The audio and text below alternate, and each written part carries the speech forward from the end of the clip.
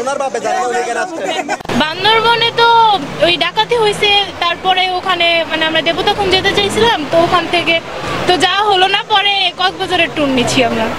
বান্দরবনে তো শুনছি যে টিভিতে দেখছি যে ঝামেলা হইতেছে, সংঘর্ষ হইতেছে, চুরি টুরি এগুলো অনেক ভয়, সেই জন্য আর বান্দরবনে যাই নাই। এখানেই পর্যটক মানে খুব ভালো লাগছে, এটাই দেখি সব সময়, ভালো লাগে টিভিতে দেখি। আমি ঈদ ভ্যাকেশনটা আমার হাজবেন্ডের সাথে সেলিব্রেট করতেই কক্সবাজারে এসেছি। তো এখানে এসে ভালো লাগছে। আমরা উঠেছি হোটেল দ্য কক্স ট্যুরে, সেখানেও একটা ঈদের আমেজ প্লাস পহেলা বৈশাখের আজকে সকাল শুরু হয়েছে সেমাই খেয়ে। সো ঈদ আমাদের ভালোই কাটছে। আমার এটা ফার্স্ট টাইম, তো বেশ ভালো লাগতেছে। এই সমুদ্রের ওই পারে গেছিলাম আর অনেক মজা করছি। আমরা আসলে কক্সবাজারে 4 থেকে 5 বার এসেছি, আর সবসময় এই ঈদের 2-3 দিন আগে করে আসি যাতে আমরা রাশটা একটু কম থাকে। আমরা এসেছি গত পরশু দিন, আর আজকেই চলে যাব।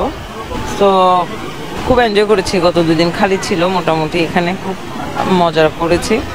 আজকে চলে যাব আমরা। কক্সবাজার বাংলাদেশের অন্যতম পর্যটন স্থান, ওটা একটা কারণ কক্সবাজার বেছে নেওয়া। এছাড়া সাগরের সাথে, পানির সাথে একটা একাত্মতা ঘোষণা করার ব্যাপার থাকে, এই জিনিসটাই কক্সবাজারের ভালো লাগে। এর মতো আসছি কক্সবাজার, আসলে খুবই ভালো লাগে, বারবার আসতে মন চায়। এখানে তো আসলে পানি, সমুদ্রটাই মানে ভালো লাগার একমাত্র ইয়া, তো এখানে সমুদ্র দেখতে আসা, সমুদ্রটাই ভালো লাগে।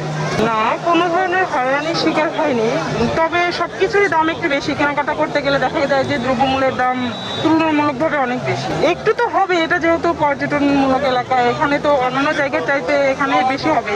তারপরে আরো ঈদের ভিতরে আরো বেশি নেয় আর কি। কক্সবাজারে এসে আমার খুব ভালো লেগেছে। এখানে এসে আমি আনন্দ করেছি, মজা করেছি এবং সমুদ্রে গোসল করেছি।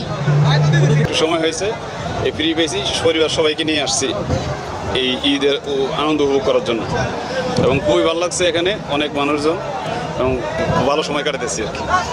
ভালো লাগতেছে, বিশেষ করে বাচ্চাদের স্কুলের জন্য সময় হয়নি, ঈদের সময় লম্বা ছুটি পেয়েছি তাই আসছি। প্রথম কালকে আসছি, তো কালকে একটু জ্যাম কম ছিল, ভিড়ও কম ছিল।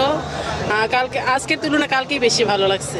আজকে অনেক ভিড়, তো একটু মানে বাচ্চাদেরকে নিয়ে গরমে হাত দিয়ে যাচ্ছি আর কি। ধরেন আগে যখন ঈদে আমরা আসছিলাম তখন এরকম ভিড় হয় নাই, যে ভিড় হওয়ার কারণে আজকে ওরা পর্যটকের ভিড়ের দেখা আরো ভাড়াটা আরো বাড়িয়ে দিচ্ছে।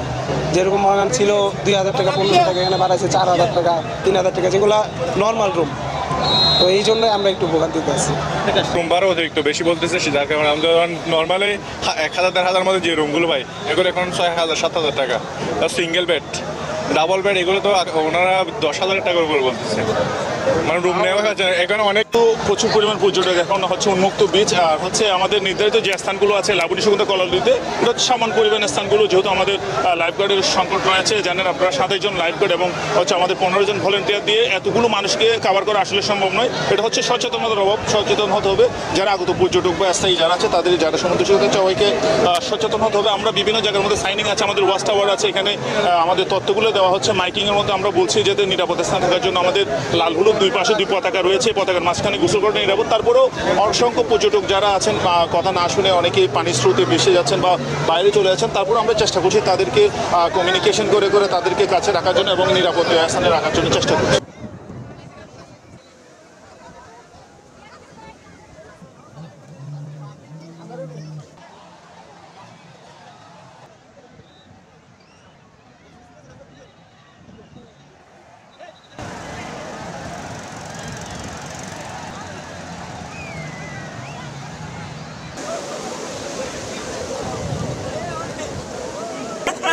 ওনার বাপে জানে উনি কেন আসছে।